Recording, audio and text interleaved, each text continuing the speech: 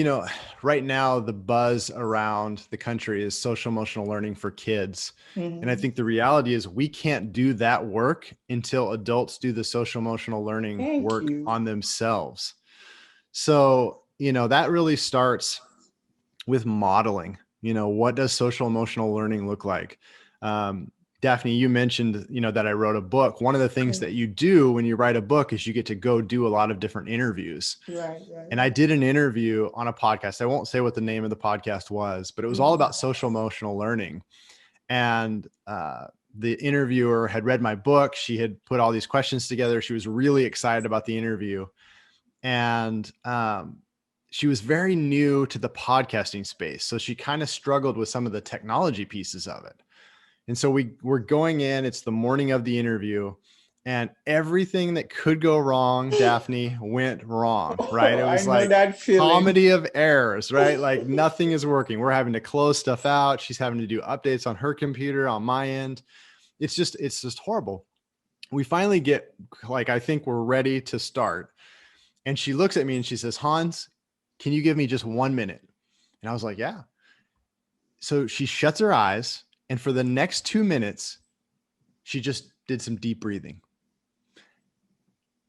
And I was just kind of stunned because it's like, we're on Zoom and you're just Right. staring at each other like this, like back and forth. And it's just kind of quiet. And at the end of the 2 minutes, she did a couple little like positive, like self-talk mantra type things. Oh, She wow. popped her eyes open and she's like, all right, Hans, you ready to record? And I'm like, yeah. And so we went and we started recording and did the interview.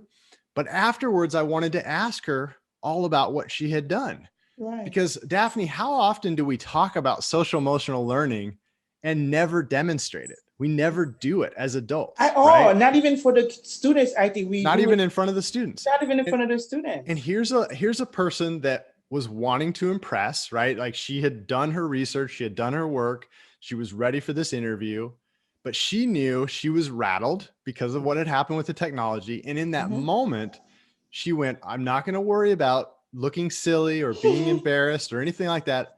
I'm just going to lean into vulnerability here and take care of myself and Wow. get present and get mindful and do 2 minutes that's going to reset me and start my day and start this interview on the right foot.